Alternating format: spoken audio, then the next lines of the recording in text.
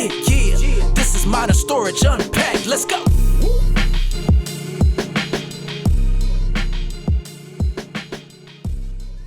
Hello, everybody. Welcome back to another episode of Modern Storage Unpacked, the podcast where we make space for what matters. I'm your host, Hannah, and today we're going to be diving deep into transforming your space from chaos to calm. We have an incredible guest here with us today, Amber, a professional organizer and the owner of the Organizer Chicks. Amber, thank you so much for being here today. So glad to be here. Thanks for having me. Of course. Before we dive into your top organizational hacks, that's what you're going to be sharing with us today. Could you first tell us a little bit about yourself and the Organizer Chicks? How did you guys get started? What do you guys do? 100%. Yeah. So I started in 2011 a company called the Organizer Chick, singular, just a girl and her label maker. And back in 2011, there was no, best-selling book about organization. There were no hit TV series on HGTV about organizing. So I really didn't know if anybody would pay to use the help that I knew that I could provide. But I have a Master of Science in Clinical Mental Health, and I got really interested in grad school in productivity and in barriers to productivity because of how often that showed up in family and couples therapy sessions, that these little micro issues became macro issues. And I felt like there was maybe some avoidable negativity that was going on there. So I really started studying this, and I came across the statistic that the average American is wasting 17 minutes a day, every day, looking for things that they've lost or misplaced. And because I'm a nerd, the first thing I did with that was math. What is 17 minutes a day times a week, a month, a lifespan? And it totals out that we are totally giving away 49.25 weeks, which is almost a full year of life, day and night, round the clock. And then because I'm in this headspace where I'm really thinking about people's mental health and relationships, I just spent a little time thinking about what's going on during that year, basically. And it's not happy times. This is not eating cotton candy and saying we on the Ferris wheel, right? It's negative. It's bad. It's, a lot of negative self-talk too. I'm such a loser. I'm going to be late again. They're never going to promote me, or no one's going to love me, or whatever it is. And, we're yelling at our kids. And instead of having that nice sit-down breakfast we promised we were going to have, we're just lobbing a Pop-Tart at a kid as he's running to catch the bus and try to not be late.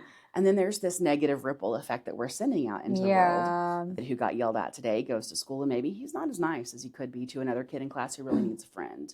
And we're driving through traffic now, and we're probably not letting people merge and being like a kind citizen out there. And so anyway, it just occurred to me that there was, again, a lot of negativity that was going on in the epicenter of culture, which is the home, and that I had a strange skill set. I didn't lose 17 minutes a day my whole life, essentially. And that's honestly because I have a terrible memory. And I've known that I've had a terrible memory since I was a child, but I'm a firstborn, and I really wanted to do a good job and have my teachers like me. And so I learned at a really early age, I have to have my time management down. I have to have a calendar. I have to really stay organized. My room can't get cluttered. I won't remember what pile my cleats are in when it's soccer practice time. So I accidentally, a weakness became a strength, and that carried me really well into adulthood, into school, into jobs and things like that. And so when I was in grad school, it was a light bulb moment for me because I knew I wanted to work with people and be helpful in some way. And I also knew that there was a pain point that wasn't really being solved or spoken to, at least in Middle America, that was disorganization, that was clutter, that was this loss of time that's happening every day. And so I decided to do something really weird with my education and become a professional organizer. Again, it was the Organizer Chick in 2011. And pretty quickly, I, kind of put some feelers out into the universe and got busy and got too busy. I was having to book people weeks into the future, and that didn't feel very therapeutic. When people find you, they get excited, and then you're like, well, see you in a few weeks. It can be there can be a lot of shame and fear of judgment attached to calling someone in to see a space that you may be keeping hidden from the rest of the world. Maybe that even your best friend and your mom can't see your guest room because you're really embarrassed about it, and you fear other people's judgment, and you're judging yourself pretty harshly too. We're mean to ourselves sometimes, especially as women in society. And so I knew I needed to kind of duplicate myself. And so I brought on a chick. I started a tiny little flock, and I realized, wow, what we can accomplish together is just really fantastic. The whole is more than the sum of its parts, you know? And so that pretty quickly became how I knew I was going to grow my business and kind of one of the unique properties that we have. Most professional organizers are singletons. It's just one person, and that's fantastic. It's a model that works well for most people. But we're all about the power of the flock to help you have your best nest. And that's so, like so inspiring. Wow, I didn't know I was going to get that deep. Well, and I didn't know that. I mean, that's almost a year of your life that you are just wasting away, stressing, trying to find things that you've misplaced and just don't have more. That's crazy. For sure. I like you said, you know, judging, like I do not want anybody to open up my bathroom cabinets at all. Like the drawers, the cabinets, just don't do it. Don't do it. And I don't know why I even bring people over to my house with the option to even do that, because the second you do, you'll see like just how I'll have to call you over sometime. Well, please do, because not only are we, you know, we do care what other people think, but primarily your home, that's your space, and you deserve a space that treats you nicely too. Love that. And if you're walking into a closet or a bathroom every single day, first thing in your morning, and you're met with just digging through my drawer, clutter, trying to find my hairbrush. Yeah, we all deserve a respite and a safe, calm, productive place away from the crazy world. I love that. You deserve it. Thank you. Thank you so much. So sweet. I imagine you've seen some pretty interesting spaces so far thus in your career with the Organizer Chicks. I mean, you said since 2011, so that's quite a few years. I'm sure you've seen some interesting spaces. What is the most challenging project that you have ever worked on so far, would you say? Challenge. Well, there have been many, of course, and challenges are fun for weirdos like me. I think I like my job so much because I get to do a puzzle for people, and so all of them are a challenge in one way or the other, because we're trying to individually tailor that space to the needs of the family or the company or the individual. But those that stick out in my mind are definitely those that have maybe been extreme keepers. And so as someone with a Master of Science in Clinical Mental Health, I like to stay away from diagnostic lingo. People always want to ask if I work with hoarders. I will, under the right circumstances, but very often we don't find out that someone has been a true hoarder often until after they've died. There's often so much shame attached with that. They don't bring anybody over. Very rarely. And these people are often highly successful in other areas of their life. We see a lot of OCD, obsessive compulsive disorder, that goes along with a hoarding disorder. And so sometimes what we see is that someone's been excessively just over the top exceptional in other areas of their life, and you would never have known that they had this issue. But anyway, I'd like to say maybe we are doing some extreme keeping of things, right? Anyway, when we work with people who are extreme keepers, or maybe what's happened is that mom and dad have passed away and children have inherited the home, and then it's our job to come in and help manage, because inevitably there will be things in the home that we want to keep and need to find, and things that we need to process and let go of, and that can be really, really difficult.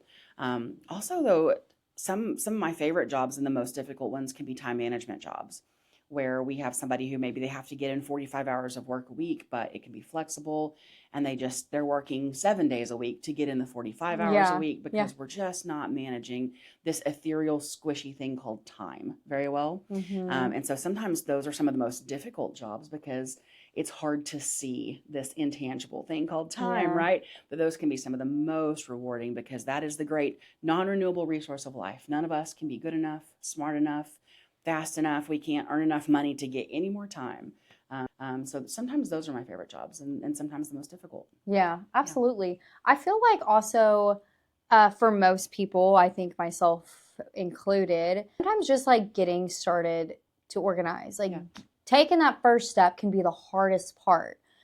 Do you have any tips for those people who are like, it's hard to get them to just dive into it in the first place to get organizing their spaces? Like, what advice would you give people to just get started with it? Right.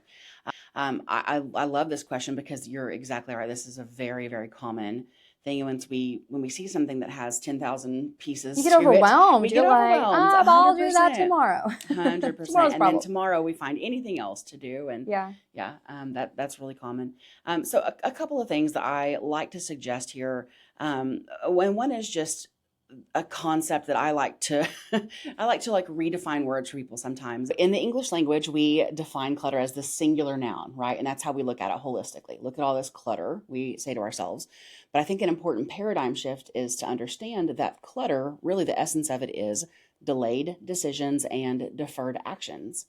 And so clutter is the compound effect of all the little things, often 2-minute or less tasks that we just didn't do. It's when we came in and we kicked off our shoes and then we just walked to bed without taking them with us at the end of the night. It's when we walked in with a mail in our hand and we plopped it on the counter instead of putting it directly into the recycling bin where like 64% of it belongs, according to the U.S. Postal Service, by the way, just junk mail. But we didn't process, we didn't make a decision. Am I going to RSVP to this birthday party? I don't know. Let me hang on to this thing for a long time instead of just making myself make the decision.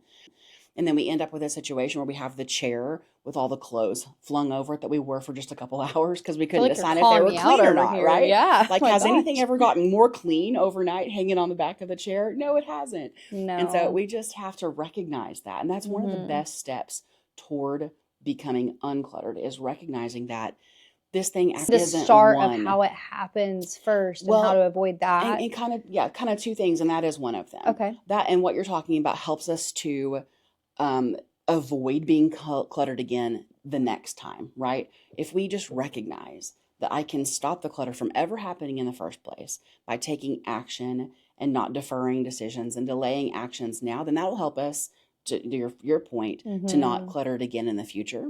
But also, point B, it helps us to undo the damage by recognizing that these are just one little thing at a time.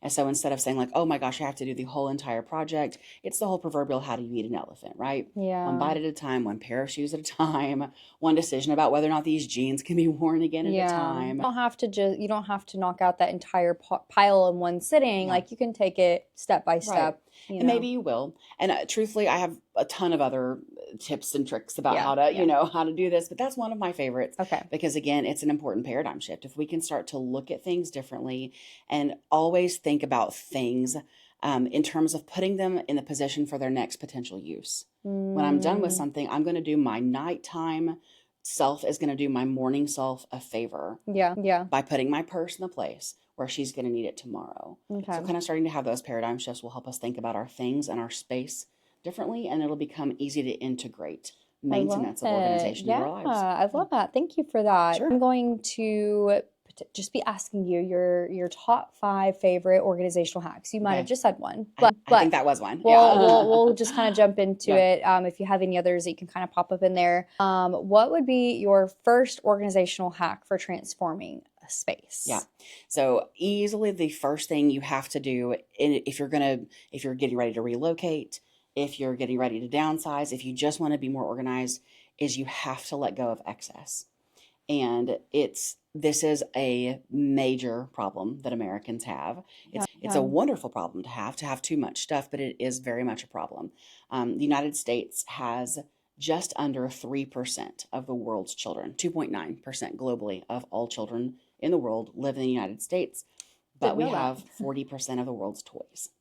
And so we have a stuff problem, right? And as we grow up, the toys are different. Maybe it's shoes, then it's makeup, then it's fishing rods or whatever it is. Yeah. But we have a stuff We're problem. calling the consumer market. We are. Well, and we're kind of being told this is the answer to your mental health crisis, right? Just buy the newest, the shiniest thing, then you'll be happy once you have the best phone. Yeah. But the CDC tells us, based on the numbers of Americans, adults and children that are struggling with anxiety and depression, those numbers are at an all-time high.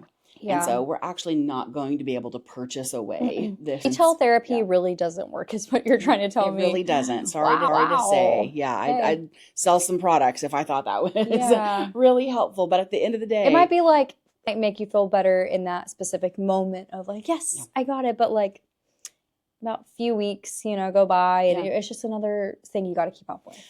100%. It's a lot like worrying about a particular issue or project that you need to be doing scratches the prefrontal cortex, and the brain doesn't understand the difference between problem solving and worrying. Yeah. It doesn't have a mechanism to tell the difference. Yeah. And so we're tricked into thinking that worry is helpful, and we revisit it again and again and again. Wow. And that's not actually the same as problem solving, but prefrontal cortex doesn't know the difference. And I so honestly did not expect you to not only bring in some organizational hacks, but she's breaking it down scientifically. Like I'm loving it. I'm learning a lot. That's great. You're very smart. oh well, Looks like you know I what you're enjoy doing. what I do, and Yeah, I think you it's seem to be very, very meaningful passionate and about it too. yeah. That's good. I feel like it's good for people to learn and hear these things because it definitely seems like it is impacting a lot of people in ways that 100%. they don't really understand is impacting them. I feel like that's Yeah. kind of the biggest point too. Honestly, I agree with you completely. And very often I'll get someone, almost always a woman, who calls and says, like, I don't know why, I'm just not happy. And I had this checklist of things that if I had all these things, the I'd be house and the happy. husband and the kids and the whatever, so I was going to be happy. And I have them, but I find that I'm less patient and I'm yelling at people and I'm not happy. I can't relax. Yeah. And so often physical environment and our internal environment are they really are intertwined. But if we don't recognize that about ourselves, if we don't know it, it can be hard to kind of solve for that. So here's another hack I'll share with you. It can be hard to know, kind of what it is that you're going for. So I invite everyone to do a quick exercise. If you're not maybe resting as well as you'd like to in your bedroom, I invite everyone to either scroll up a picture. If you're a really visual person, just Google a photo, or just in your mind's eye, close your eyes and think of a time that you've walked into even just a decent hotel. It didn't have to be, the Ritz Top that was overlooking five-star, just a decent hotel. Okay. And there is such a sense of walking into a space and saying, It's all put together. "Ah, Yeah. this Like a Holiday feels Inn. nice." Even a Holiday Inn, right? Love a Holiday Inn. Yeah. Love a good Holiday Inn, and Express even. But there's just a calming sense about that. You say to yourself, like, this is nice. I'm going to rest well here. I'm going to be able to relax here. It feels good. And what is happening in that moment that people don't maybe recognize is that you're having a physiological reaction to the low ratio of items per square footage. So there's just very little stuff per square foot in that room. And our brains love cohesion. They love to be able to read the room, to read the paper, to read the whatever, and tell the story. And the story is singular, it is cohesive, and it is simple. Restfulness. The eye is not having to take in 10,000 things. So what happens is we bring our little things from our vacations, from our friends that our mother-in-law gave us home, and we put them up on the shelves and we think, oh, I want to remember this. I want to see this. And yes, to some extent we do. We want to have the memories. But what's happening psychologically is that when we see all the things, even when they're individually things that we love, there is not that ability for the brain to make that cohesive, as a whole picture. Boom. Yeah. This feels blank because it feels like that trip and that time and that person and that thing. And so it's just a less restful experience. Now, that doesn't mean every room of your house needs to have very minimal. I'm actually not a minimalist at all. I believe in enoughism, and enough for you is different from enough for me, right? We should individually tailor all of the spaces and all the things in our lives. But especially in those places, again, bedroom, I'm a big proponent of thinking about a really low ratio of items to square footage, and also any workspace. If you're going to try to have a dedicated workspace for homework for your kiddos, for productivity for you, to be really mindful of the messaging that you're sending, and that we're not trying to do too much in one space. And also, it's a beautiful thing that we can keep the memory without keeping the physical item. Yeah. And there are lots of ways that we can work to really hang on to memories, from scrapbooking to making a coffee table book of all the pictures of the mugs that we have collected over the years, but are falling out of the kitchen cabinet when we open the cabinet. So, I love that. But anyway, that's another tip. No, I love that. I love that. We'll make that number 2. Now, I'm sure how satisfying is it to take us, like, after you've organized a space, you've completed a job, how satisfying is it to you to, like, look back and just, like, soak it all in, everything that you've done? Like, does it give you like a rush of joy? Like, how are you feeling once you complete, a project like that? I would say one of my favorite things about this job is that it is unique in that there is a clearly defined beginning and end of the work, and you can see the results that your work made that day. I've worked in jobs in the past where there was just like this, we roll over to the next project, and maybe I never really see those clients again, or maybe I never kind of really find out the ultimate, what it came from that. But this is very, very rewarding for us. and it's very rewarding for the clients. I was going to ask too, Yeah. like their reaction as well. So are One they of my usually in favorites. the home whenever you're doing it, or do they like leave and come back? And, Yeah, good I'm not question. sure Yeah, how I that would say works. that it's typical for clients to be around, but usually not incredibly involved. Yeah. Sometimes clients do want to be incredibly involved. They want to learn from us. Yeah. They want to see the way we're doing everything so they can do it themselves next time. Love that. Here for it. We don't charge any more an hour to do that. Yeah. Sometimes we have clients. We literally had someone a couple months ago. People are like, They no, don't were touch in that. Don't mess Europe. with that. No, they were gone. They were in Europe while we Okay. unpacked and organized their entire home. And they came home and every closet, every drawer, every cabinet was just lined and organized and labeled and color coded and ready for them to just immediately live their life. And they were not only not in the home, they were not in the country while we did that work. Yeah. And so that's a obvious, either end of that spectrum. Yeah. But most people are somewhere in the middle. Most people, we like to have someone around because we need to ask a lot of letting go questions. Yeah. And so we'll That's what I was we'll going to say, ask. Like, do you have people that Yeah. like freak out over things that you're trying to like organize? Like they called you here, but like Right. they're having trouble either. I will use this one day. I Mhm. know it will. They're Yeah. not going to, just from your experience. But Yeah. trying to have that. Like, do you ever get those like arguments with clients? Well, it's never an argument because at the end of the day, these are your items in your home. That's actually the first clause on our contract is that we're Okay. guests in your home and we're not here to make you get rid of your things. However, I'm not doing my job well if I don't suggest that maybe you have too much, if indeed you have too much for the space. Because ultimately, at the end of the day, we can only do one of two things. I don't have a wand. I'm not a wizard. To make I'd the space charge a bigger lot to more. fit all these things. We can either choose to have less stuff that stays in the space, or we can choose to call Modern Storage and create more space for the stuff that we're going to hang on to. Am I right? Love I'm that. right. Yeah. So those are really the two things we can do Yeah. logistically. But people, again, they have called us. And so most people know it's just time. And I have to do some letting go, but that doesn't mean it's easy. Yeah. And that doesn't mean that we don't have to. Again, we never would argue with a client. If they say we were going to keep stuff, we're just going to keep it. But one of the first things we do is we visit with a client in what's called an intake session. And we walk through the space and we talk about their goals for the space. And we're trying to get not only the logistics down pat, I need to know some physicality about you. If you're 5'2" and left-handed and you love to bake, I'm keeping all of that in mind as we're organizing your kitchen. So I need to know Love how you're that. going to use that space. Yeah. But also I need to know your goals. And I want to know some of your more deep and meaningful emotional goals for that space because I'm going to use this against you in the best, most loving way possible later. But I'm going to say like, okay, is keeping this getting you closer to having that family over at Thanksgiving that you wanted? Or do you feel like that's maybe holding you back from it? Right. Yeah. And so reflecting your own goals back to you when we're kind of at a crucial moment and we're keeping like the 11th spatula, sometimes we just need someone to, again, kindly, but to point out and say, hey, listen, I noticed you've got 9 black cardigans. Could you live happily with your favorite 2 or 3? Let's pick out your favorites. And so that will bring me to another tip if you're decluttering.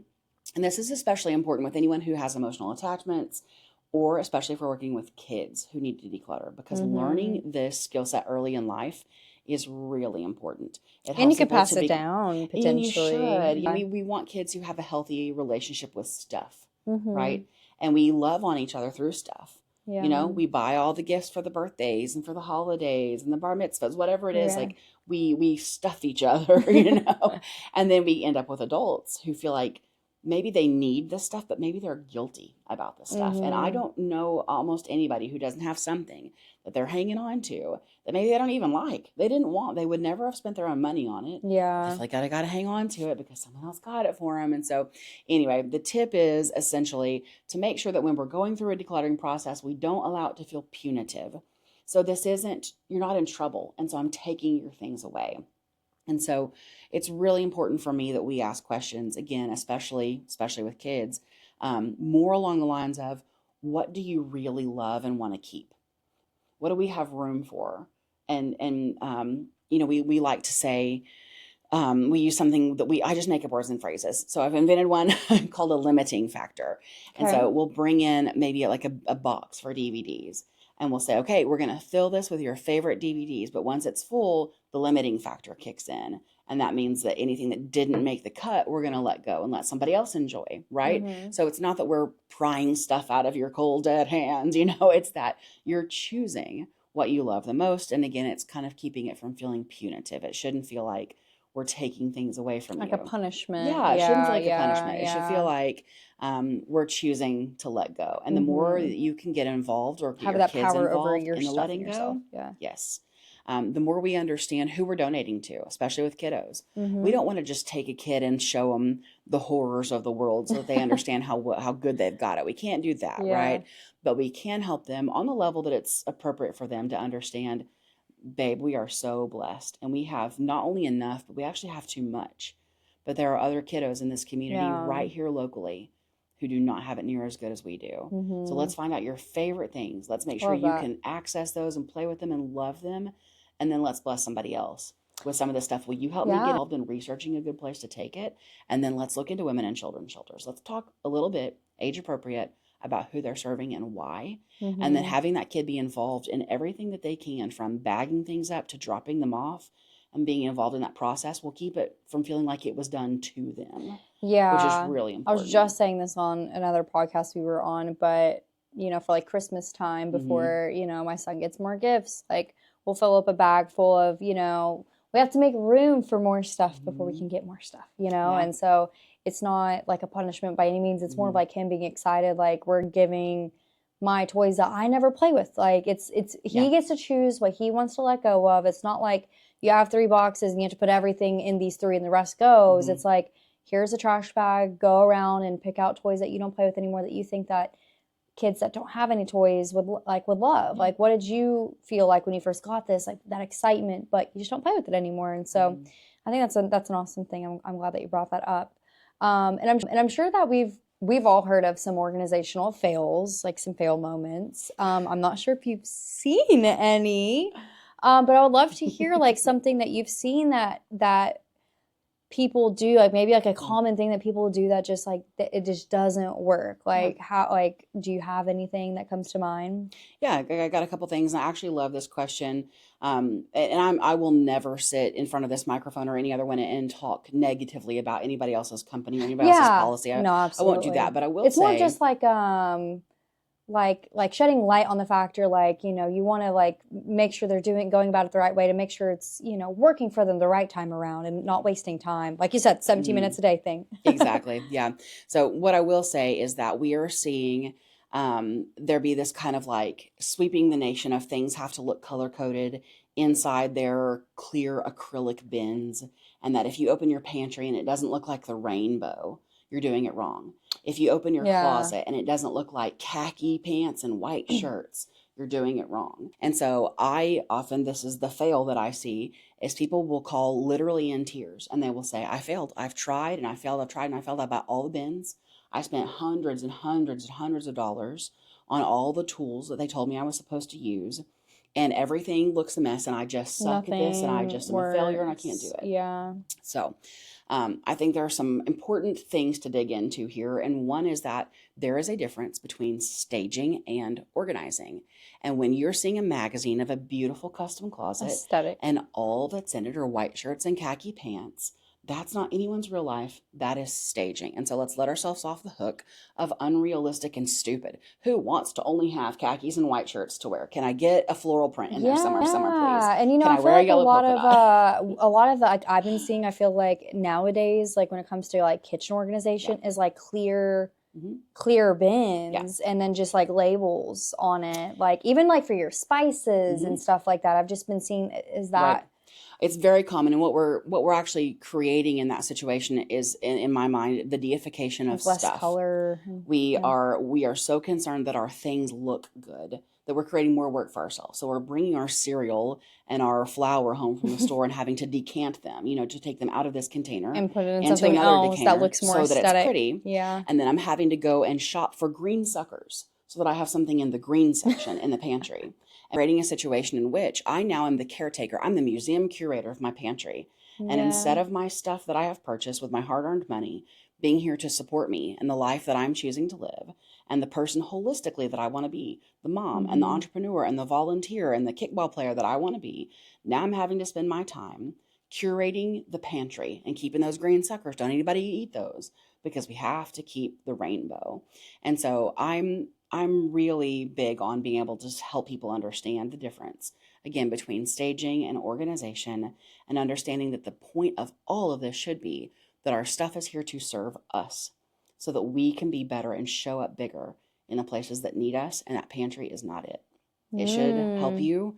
Organization should help you to function. It should help you to easily invoice what you have, what you don't have, to grab the healthy snacks quickly. And good organization is beautiful. It really is. It's not hard for it to look good, but there can be a fine line in there where, again, we're participating in the deification of stuff. And so that to me is one of the biggest fails. And that's something we've created as a society. Yeah. I just like to warn people against that. I love that. Thank you. That's a great tip. And I'm loving all these practical tips. So what would be your fourth hack? Organizational hack you can give to us? Specifically for storage, sometimes we need a short or a long-term storage solution outside of the home, right? We're moving, we're downsizing, we're doing a project on our home, and we have to take everything out so that contractors can come in and do the kitchen or whatever it is, right? And so that's the perfect time to call Modern Storage and get a storage unit. A couple of tips about getting some offsite storage. One is to understand and be sure that you understand the difference between climate controlled and not. And to also understand that people will use the phrase climate controlled to mean a lot of things. For some people, that is going to be a 20-degree range, that their climate controlled units may go between 65 degrees and 85 degrees. That's a big difference. And your candles and your photographs and some of your papers and books will fare better or worse, especially if we're not also controlling humidity. So be aware of what climate controlled actually means. I am not a paid person being here in any way. So let me just say this, but I will also tell you that literally last week, I moved some stuff from an Airbnb home in Northwest Arkansas into a unit at Modern Storage in Springdale, Arkansas. And one of the reasons that I chose Modern, I already had this on the books, by the way, to come and do this podcast today. But one of the reasons I chose Modern, because you guys have a narrow window of what it means to be climate controlled. So typically within about 4 degrees. So that's going to be very different. That's going to control humidity a lot different. And in a place like Arkansas, the natural state, that's going to help control the bugs and just, all the things that can get into storage. So be aware of what it means when you're looking at a place that's calling itself climate controlled. There will be things that don't require climate controlled storage at all. Like totally fine to just put the boat, or whatever. There'll be things you can put that don't need that, but to know what does. And photographs, important papers, anything that if you wouldn't want it just sitting out in the garage, it shouldn't go into a non-climate controlled storage. And then a sister tip along with that is be really careful about packing into cardboard, especially in Arkansas. Spiders and specifically insects. The dangerous spiders, the ones we really don't love, love cardboard. It's their favorite little homes.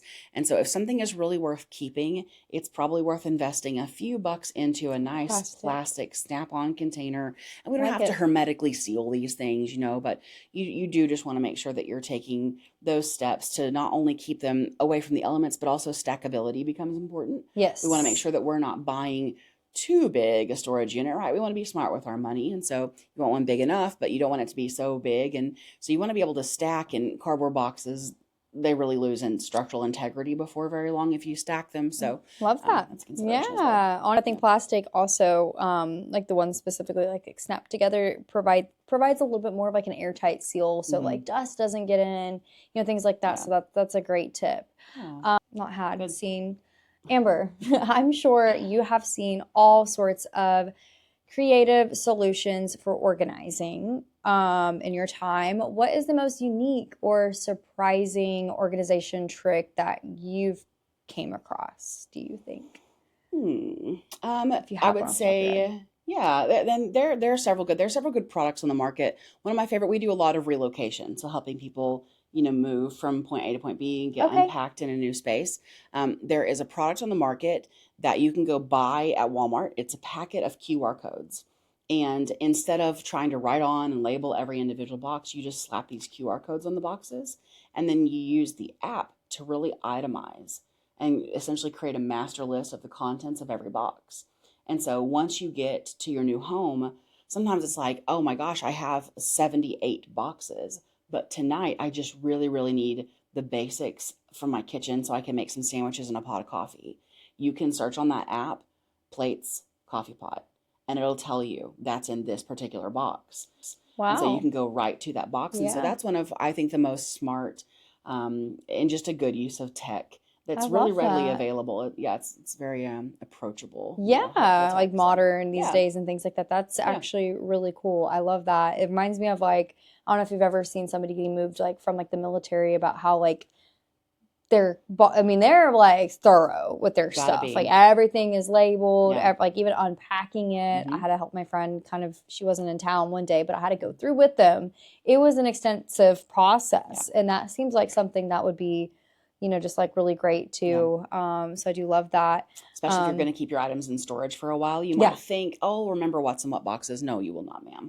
You will not remember anything. No. So the ability to just go in and plug in and say, hey, where are my kids' teddy bears? Yeah. Oh, they're in this box right over here. So last, but I'm sure not least, what would be your final organizational hack that you could provide our listeners with? Yeah.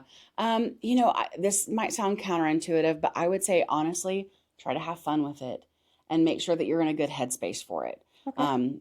Sometimes we tend to like do this thing in modern society where the hardest things that we have to face, we do it alone. Yeah. We bring a baby home from the hospital and we close the door to the world inside our like beautiful homes, and we like suffer in silence alone.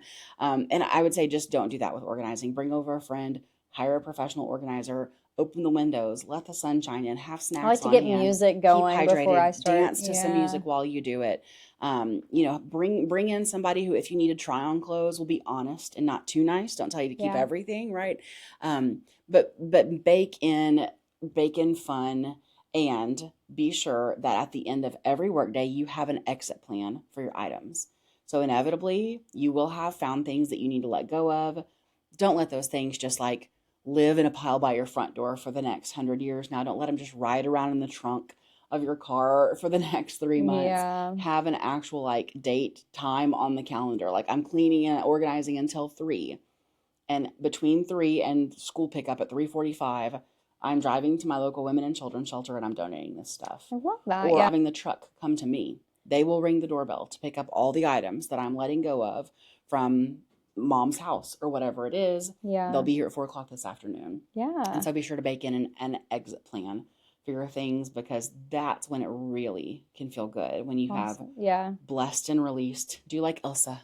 Let it go. Let go. Let go. Let it go. Yeah. I love that. Well, thank you so much for joining us today and sharing all these tips. I've learned a lot about it. I'll definitely tell you that. I'm going to try to go home and put those to the test, because I might just need to have you come over. I don't know if I got it in me, to be honest with you. I'll give you a call after this. But let me know. Thank you so much for joining us today. We really appreciate having you here. Glad to do it. Thanks for having me. I appreciate it. Of course. Well, thank you guys. I think that should wrap up today's episode. Yeah, make sure you guys subscribe to us so you don't miss another episode of Modern Storage Unpacked. Until next time, stay organized, stay efficient, and make space for what matters. Thank you guys. That's a wrap for this episode of Modern Storage Unpacked. Thanks for listening. Be sure to subscribe and check out modernstorage.com for more ways to stay ahead in the storage industry. See you next time.